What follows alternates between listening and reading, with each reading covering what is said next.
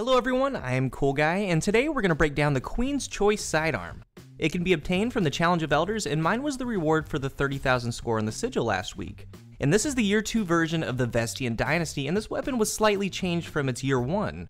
The big difference is that the Queen's Choice gets +2 to stability, -5 to range, and -10 in the aim assistance category. Now to better understand the Queen's Choice, let's briefly talk about some of the most popular sidearms of the same archetype: the Jabber Haka, Conviction, and Iron Wreath. The Queen's Choice is slightly better in almost every single base stat category. It gets +2 more range than the Conviction, +3 more than the Jabber, and +4 more than the Iron Wreath. As far as stability, it has 7 more stability than the Conviction, 5 more than the Jabber, and 3 more than the Iron Wreath. What really sets the Choice apart from the rest is its equip speed. It has an equip speed of 100, 46 more than the Iron Wreath, and that's almost 2 times faster.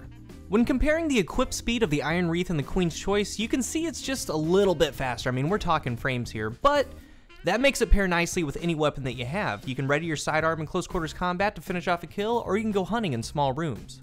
And if you pair it with another weapon that has a 100 equip speed as well, like the popular Might of Multi-Tool, you're pretty much ready for all engagements. Mine rolled with linear and aggressive ballistics, and as you can see, the recoil pattern pretty much goes straight up, and that makes it really easy to control since you only have to compensate for vertical recoil instead of any type of side to side. And then there's aggressive ballistics. It's just another thing that sets this sidearm apart from all the others, and again, it has the same type of recoil pattern with the added benefit of increased damage.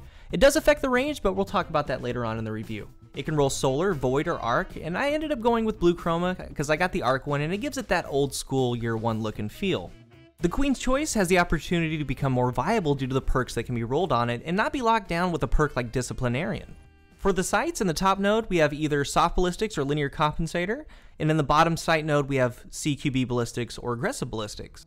In the first perk node, I would put my top 4 as crowd control and reactive reload, and that's for increased damage and to help offset damage drop off, Zen Moment for increased stability, and then Rangefinder to help out with the range.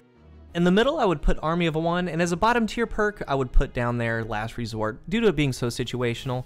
Now in the middle column, at the top, Snapshot, hand-loaded, they're really good, but not so much for speed reload. If it's one thing you don't really have to worry about on a sidearm, is its reload speed. The middle perks are all good: high caliber, skip rounds, quick draw. And bottom middle, Reinforced Barrel is good for your range. And Pin and Magazine is decent because it doesn't affect your reload too much, and I would put Feather Mag down at the bottom because there's no real need to increase your reload on this weapon. It has a high stat of 96. There is a place for it, mostly in Perk 3, but especially at the cost of your magazine, you're better off choosing something else. Perk 3 has some interesting choices, especially for a sidearm, and it comes down to what would you really have more than the other. Now these are tiered kind of differently, and I'll explain it afterwards.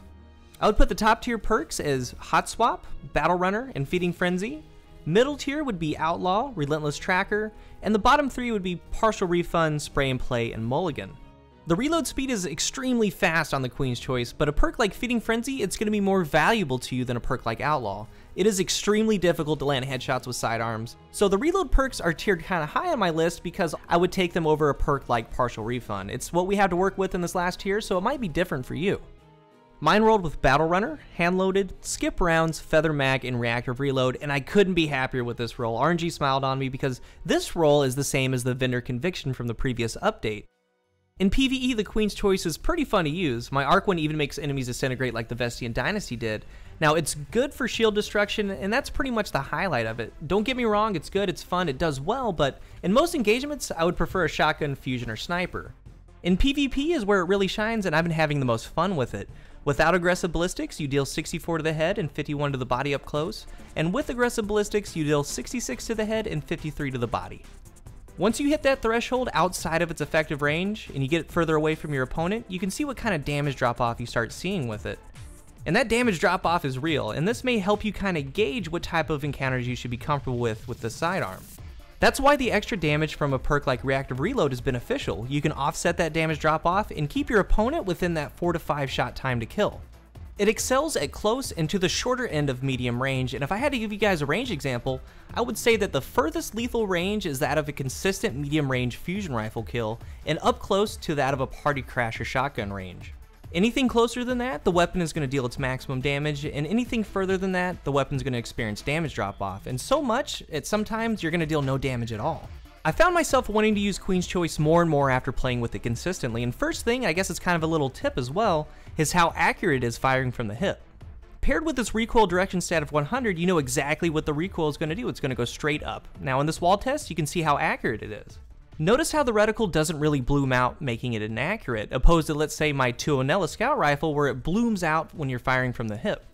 The only time when the sidearm starts to have bloom is from the air, but if you look, it's still insanely accurate for what you're doing with it, so I've been kind of using that to my advantage. Like in this clip, I'm low on shields, I lead my enemy to a choke point, then I start using my vertical space, hip firing from the air, and if need be, I would land on the ground and aim down sights to finish him off.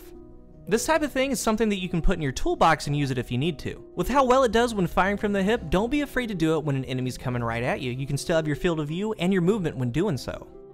That's one of the reasons that I like Battle Runner on sidearms, because Battle Runner puts you in a sprinting animation even though that you're walking, so you can hip fire in a sprinting animation. So you can use that movement to move circles around your enemies and even throw in some strafing if you need to. In close quarters, it has some serious stopping power as your opponent gets closer to you. It's a blast to use, and I found myself clearing areas with enemies in close proximity with ease. I mean, it's the type of weapon that's good both on the offensive and defensive fronts, and again, it's extremely difficult to land headshots, so I would go for body shots, that consistent body shot kill.